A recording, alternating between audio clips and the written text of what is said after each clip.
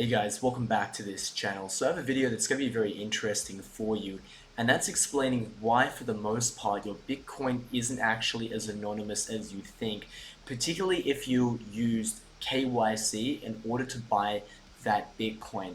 So on this channel, I'm really passionate about debanking, which is the act of using your cryptocurrency to reduce your reliance on centralized financial systems. Using Bitcoin for your day-to-day life, using it to buy and sell things, using it to accept and receive payments. I've got a lot of ideas on how to do that in my channel. If you're interested in that, make sure to subscribe to my channel. I've got daily videos about tips like this. But part of the debanking journey as well is also making sure to anonymize your financial activities. Now, you're not doing this for any nefarious purposes. That's not my intentions at all when I make these kinds of videos. The reason why you need to anonymize your finances is because it's going to help you protect yourself in the end. Now, this might seem like a foreign concept in this day and age where it seems as if when you're watching social media, it seems that everyone with money wants to actively show it off to the world, which is actually really a very silly idea. You have to understand a lot of these people that are flexing on social media with their nice cars, their nice clothes, the holidays they go on, if they ever get to a point where they're well known enough, and they might not even have to get to 1 million subscribers, they might even just get to a couple of thousand Instagram followers, right? There are now certain countries they can't go to because they're now a vulnerable target. There are people out there that are seeing them in Instagram, and they're going to be doing something stupid like posting about where they're eating tacos in Mexico. Next thing you know, a cartel is rolling up to them because they know they've got money. And this is not some kind of outlandish conspiracy. This is just standard street smarts. Posting about how much money you have online is a very silly idea. And going further than that, it's something that is not it doesn't really benefit you in any way unless you're a very vain person. If you're very serious about making money, your primary objective after making it is then keeping it. So you want to be as secure as possible and to ensure nobody knows how much money you have. That should be something that you and perhaps your closest family members know. Nobody else should know these things, right? Now, the unfortunate thing is that if you're embarking on this cryptocurrency journey, the I guess you could say the direction of the downstream, the easiest path, I guess you could say, of buying cryptocurrency is doing it through a centralized exchange, and that involves you providing your personal information, which is going to be your name, possibly your date of birth. They're going to require a picture of your passport, possibly held next to your face. They might use some biometrics to help them, create a more clear process of verification to see whether you are the person you say you are. And this has a number of very dangerous consequences. And I'm going to give you a few examples of why this is so bad and why ultimately providing KYC to buy Bitcoin ultimately de-anonymizes your Bitcoin and leaves you vulnerable for the future. Then I'm going to give you some solutions on how to buy cryptocurrency anonymously. So when I was living in Sydney, I would go to these Bitcoin meetups. I would go to these Bitcoin Maxi meetups, and we had a speaker at one of these events, and it was a crypto tax professional who he helped people deal with crypto tax. And he wanted to come give us the down low on how to deal with crypto tax, which is still a very mysterious subject for people in the crypto industry. Very few people understand how it works, let alone governments and tax laws. It's not fully equipped to deal with this stuff. But the way he described the way the tax man can deal with taxes, it almost felt a little bit like the way a mafia does a shakedown of a company or something like that, or a business. So what he says is he deals with a lot of clients, right? So he doesn't want to give true specific information about people he's dealing with, but he'll just say someone in general who is known to be a cryptocurrency user was given a bill for $1 million to be paid in tax, right? Now, I don't know about your country, right? But like in Australia, for instance, when a business like a cryptocurrency exchange comes to Australia, they have to follow certain laws, they have to follow certain regulations, they have to get certain licenses. And this is why not every crypto exchange deals in Australia, or if you're in a particular country, maybe you don't have Binance or maybe you don't have Coinbase because they're not perhaps willing to go along with certain laws and regulations, right? So if you want to play in the local markets, you have to be willing to acquiesce to certain demands, right? And frequently, this is going to involve bare minimum things like KYC. So, if someone like Binance is going to set up shop in a place like Australia, they have to be willing to provide that KYC information essentially to the government at request. And they're going to want to know who exactly is it that's buying Bitcoin. And this information basically makes it so your government knows exactly that you're buying Bitcoin. And it gets even more extreme than that, right? Because the government is also working very closely with financial institutions. And if you're using like a crypto exchange that allows you to onboard your fiat currency into cryptocurrency, right? Which would mean you do a bank transfer from point A to point B. That cryptocurrency's bank account is registered under certain financial laws. So every time you'd send Bitcoin to that financially regulated cryptocurrency exchange, it's going to be very clear that you did it. It's going to be clear to your bank. Your bank's going to see, oh, there's a transaction where Bob Smith sent fiat money to the exchange called I Like Bitcoin 888. They're going to know the exact information of that cryptocurrency exchange. They'll know you sent it to them, and ultimately they're probably going to report that information maybe to the taxman, or maybe it's just encode. Like maybe that information is just sent algorithmically or automatically. And then on top of that, your crypto exchange is probably going to provide even more information to your government about what you're doing. How much did you buy? What did you buy? Maybe even what wallets you sent to. But regardless, on a very base level, bare minimum, your government and essentially your taxman, they're going to know exactly who does and who doesn't own cryptocurrency, and they'll know exactly how much you purchased. If you put a couple of $100,000 into Bitcoin over 5 years, the taxman's going to know that because all your bank transfer details, it's all recorded. So that way they can get an accurate measure of how much you owe in tax. So here's the thing when it comes to how much the taxman thinks you own. The taxman will never know how much you own. They might be able to guess how much you own, but that's all they can do. They can guess. They will never be able to tell how much you own. They're only going to be able to have a general idea based on how much money you originally put in, but that doesn't take into account. You might have put money in and you might have just lost it. It could have been 5-10 years ago. You bought money in Bitcoin, and maybe you had it in Mt. Gox and it was hacked. If you lost all your money in Mt. Gox, the taxman probably thinks you're a millionaire. You might even be a billionaire. Who knows, right? What if you were mining Bitcoin in 2000? Oh wait, actually, sorry, you were mining, right? So you weren't buying it, right? But let's just say you were buying it in 2011, right? And then maybe you lost it on some hardware wallet that you couldn't find again. You lost it on some paper wallet. Maybe you lost some on a bunch of ICOs in 2017. Your taxman is going to think that you own a lot of money, right? Now, something that really concerned me that brought attention to this particular subject was that I no longer, unfortunately, am willing to use Binance because Binance gave me an ultimatum saying that I had 30 days to provide a huge amount of information to them, proof of wealth. They wanted to essentially know as well all the transactions that I'd had in cryptocurrency, right? Because for a long time, Binance was my only exchange, right? And I was always sending funds to Bitcoin, but I was also buying Bitcoin, but I was also selling Bitcoin, and I was sending funds to the exchange, and then I was sending it off the exchange, right? And there was times where I made a lot of money in cryptocurrency, and there's times where I lost a lot of money in cryptocurrency, right? There was times where I made huge amounts of money on some shitcoin, and then I'll lose it all because I was an idiot, right? But what Binance was saying, because the reason why they'd sent me this ultimatum, because it's oh, you have almost $2 million worth of inflows. We want to make sure you're not doing anything illegal, and in compliance with your government's AML laws, anti-money laundering laws, we want to know exactly where you got that money.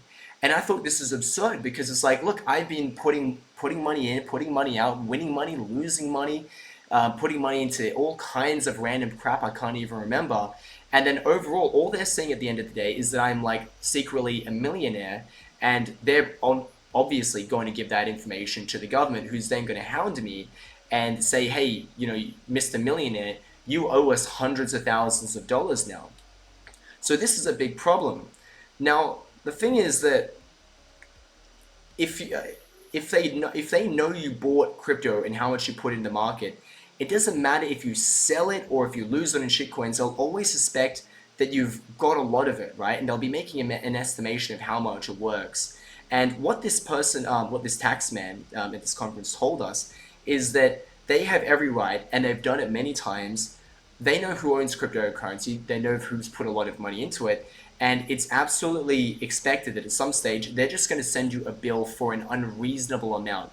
They're going to try and get as much out of you as they can, so they're not going to make it so it's too high, but they're going to massively overestimate how much you owe them. So he was giving an example of someone just receiving a bill for like $1 million, because this person, who knows, they've been buying Bitcoin on Binance since 2014, right? Now this person, if you've got money in the bank, you're making a salary, you've already paid tax on it, right? So it's your right to, you put your, you pay tax on your money, then you bought Bitcoin which was money that you got from, your after tax. You put it into Bitcoin, right? And they're already greedily trying to get that money out of you, and they're going to assume that you're really rich, because there's this thing where supposedly you can tax crypto to crypto transactions, which is something they're increasingly doing in a number of countries.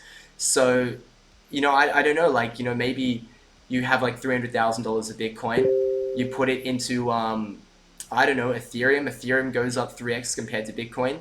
You still don't sell it, but well, if the tax man suspects that you made some money, then they want you to pay money on it, which is absolutely absurd.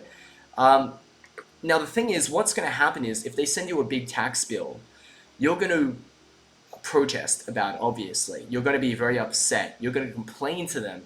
So then they give you a deal. They say, well, look, okay, fine, but you need to prove that you don't owe us $1 million.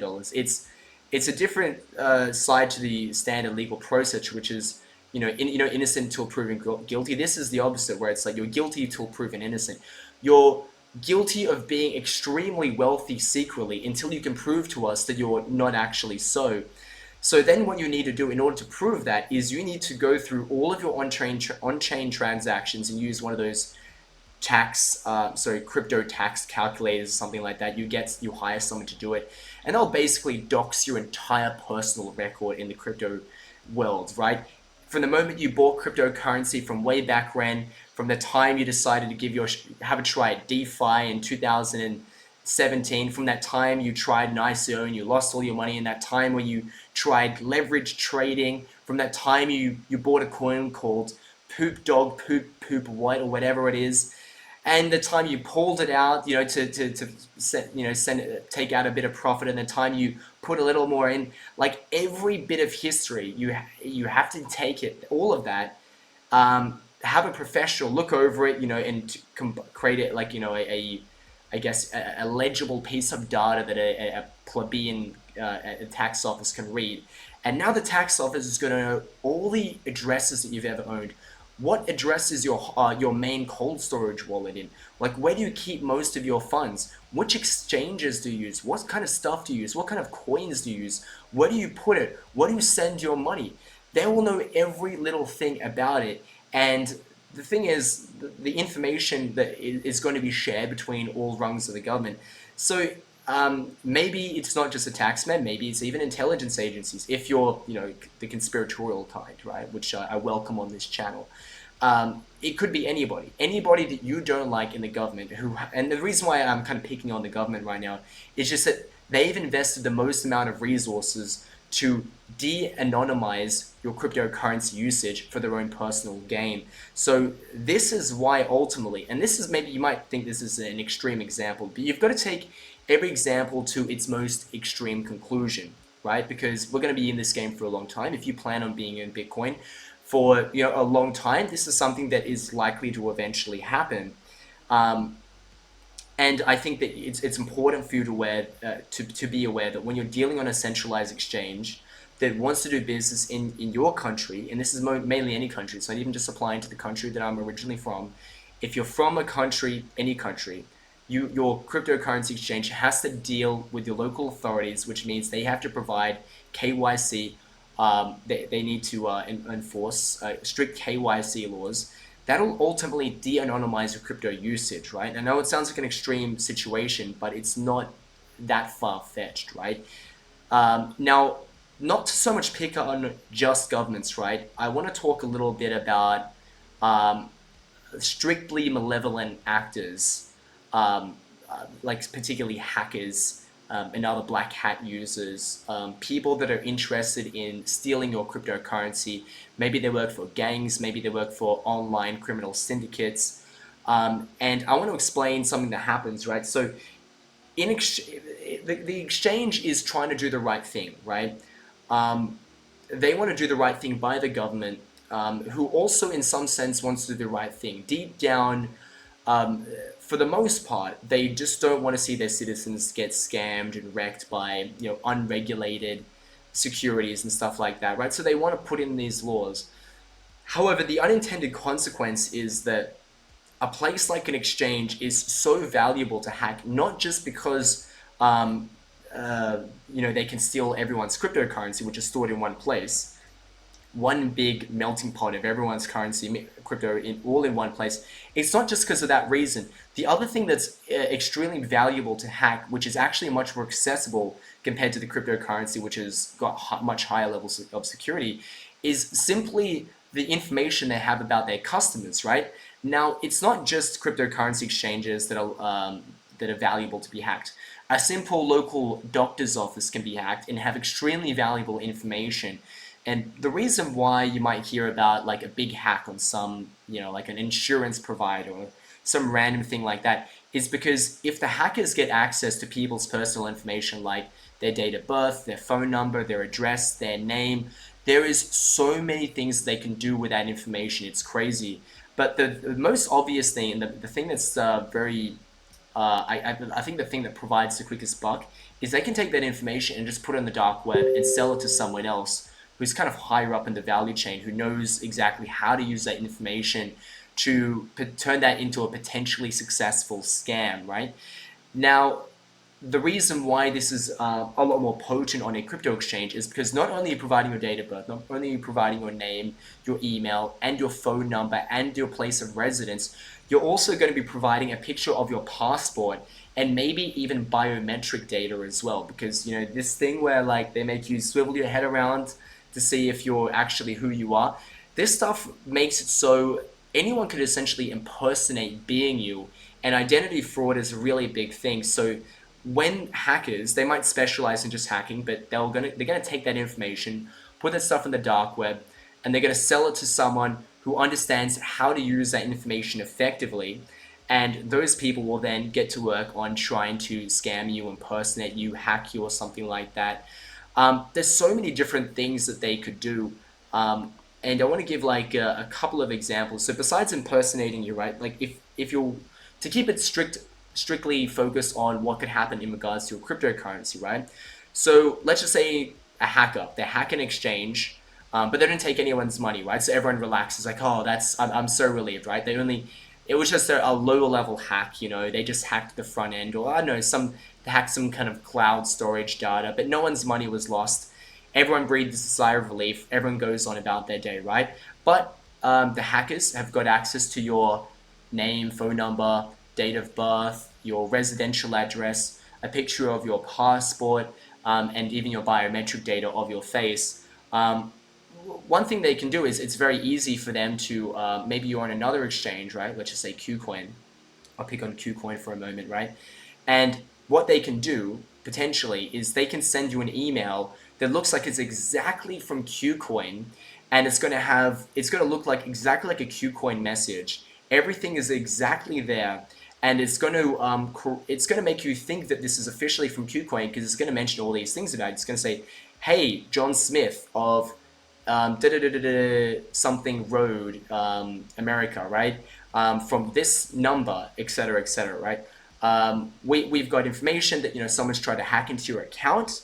What you need to do to prevent this hacking is you need to log on right now, and you need to write in your information to confirm that this is you, and you then need to change your details, right? Which sounds like a very reasonable response. It's like, oh, it sounds like they're alerting me to some hackers that have tried to access my account, and it clearly knows who I am. And how else is KuCoin going to know who I am unless they actually are KuCoin?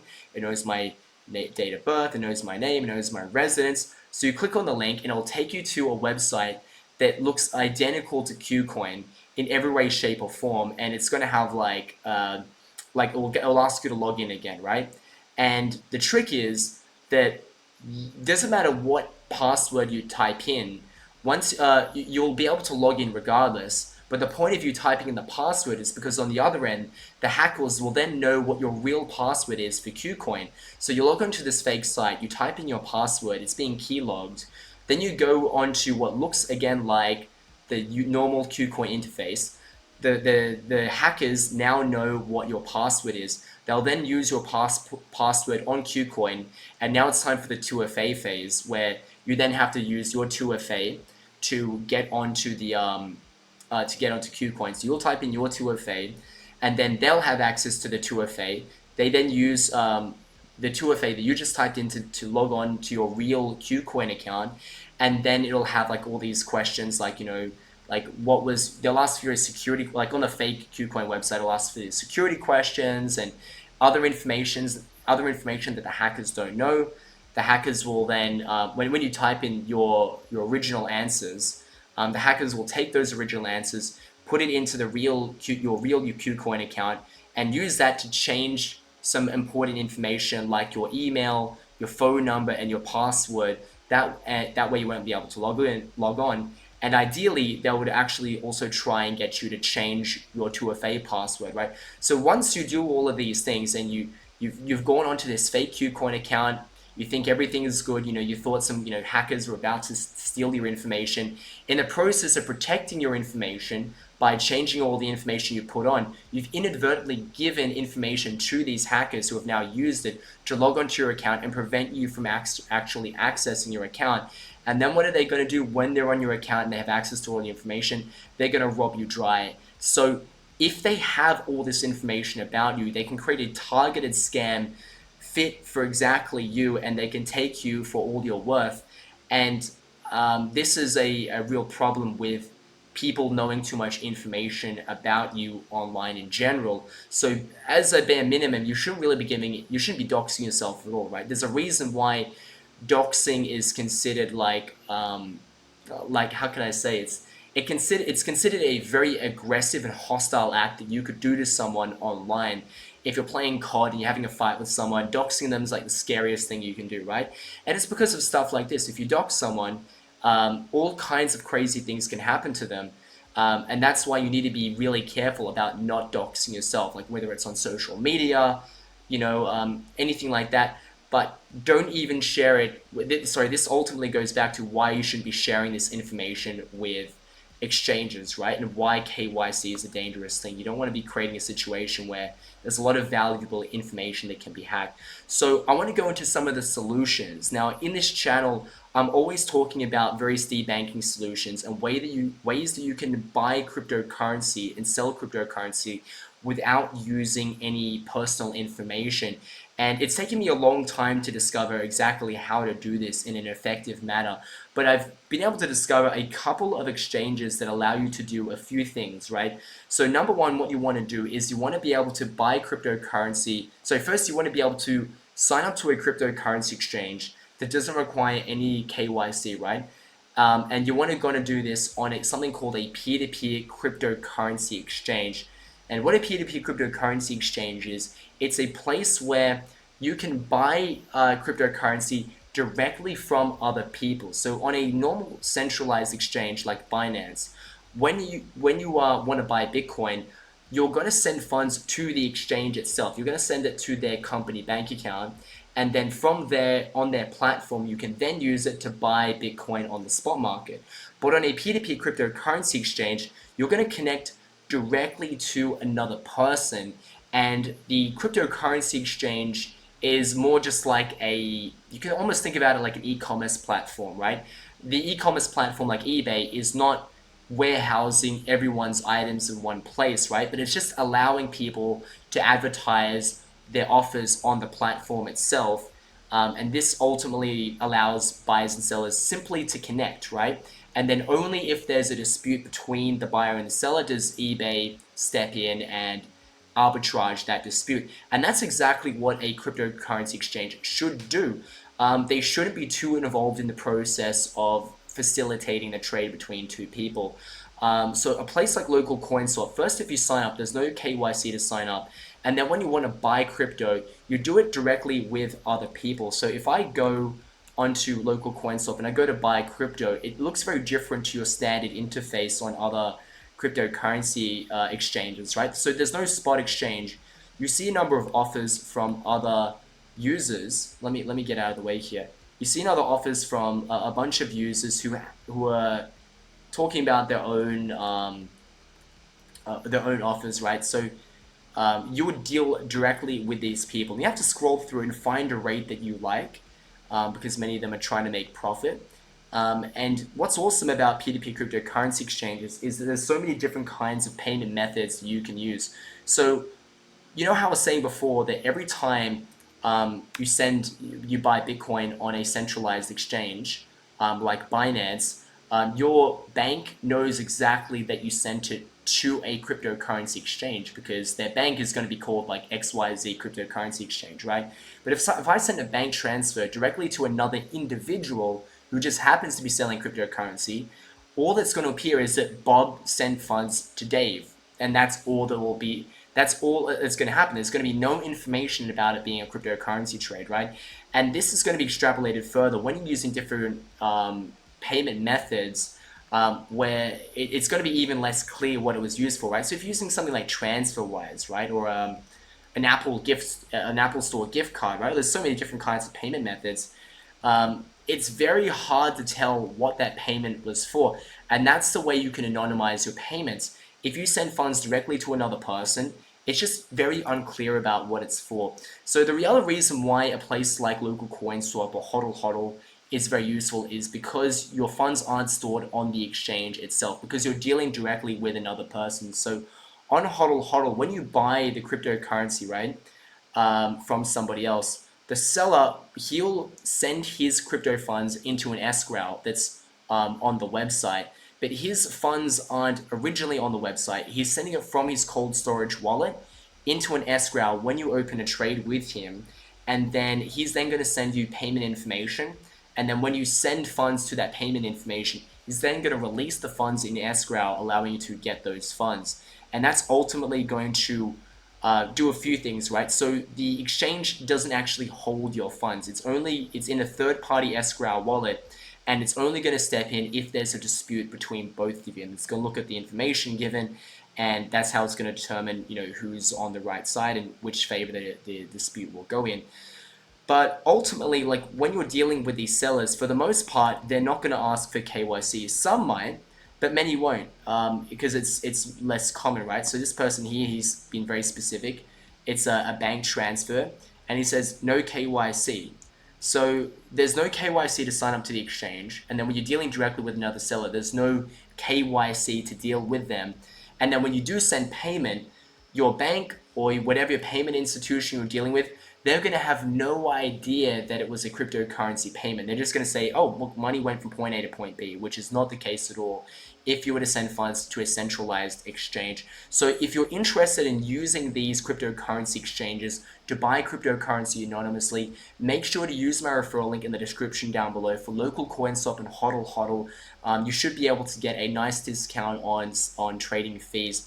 And if you're interested as well, you can also look up BitValve and BitPapa. They serve a similar purpose, although they're not custodial. Although they're custodial, and your funds are actually stored on the exchange, which is not a good thing. But it's also non-KYC, and most importantly, it's a place where you can buy Monero. Because unfortunately, there's very few places where you can buy Monero peer-to-peer anymore. If you want to buy Monero, it's very hard to do without KYC in this day and age. So if you're very serious about buying Monero without KYC, the only two places I can think of are BitValve and BitPapa. So thanks a lot for watching this video, guys. I appreciate you watching all the way through. If you like these kind of channels, if you like these kinds of videos and you like information about how to debank, how to anonymize your cryptocurrency usage, how to do peer-to-peer trading, make sure to subscribe to this channel, and I'll see you next time.